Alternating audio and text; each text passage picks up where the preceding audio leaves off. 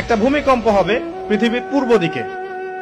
পৃথিবীর পূর্ব দিক মানে এই যে ভারত, পাকিস্তান, বাংলাদেশ, শ্রীলঙ্কা, ইন্দোনেশিয়া, ঠিক আছে, এই সিঙ্গাপুর, এই যে কন্টিনেন্ট মালয়েশিয়া, এটা পৃথিবীর পূর্ব দিক। এদিকে একটা ভূমিকম্প হবে। তারপরে 7 পৃথিবীর পশ্চিমে একটা ভূমিকম্প হবে। পশ্চিম মানে বোঝেন না?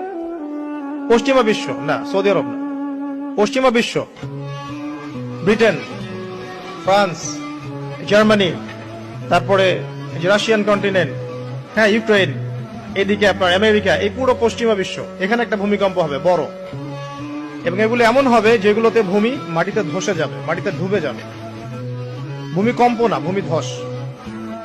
8 পৃথিবীর মাঝখানে মধ্যপ্রাচ্যে একটা ভূমিকম্প হবে, যেখানে আমাদের সো কল্ড আমিরুল মুমিনিনরা থাকে, এদের এখানে একটা ভূমিকম্প হবে ইনশাআল্লাহ। আর 9 ইয়েমেন থেকে একটা আগুন বের হবে।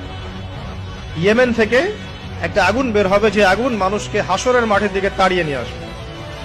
আরেকটা বলেছেন 10 নাম্বার, সূর্য উঠবে পশ্চিম দিক থেকে। সূর্য উঠবে পশ্চিম দিক থেকে, তাহলে আর সময় নাই, পৃথিবীর সময় শেষ।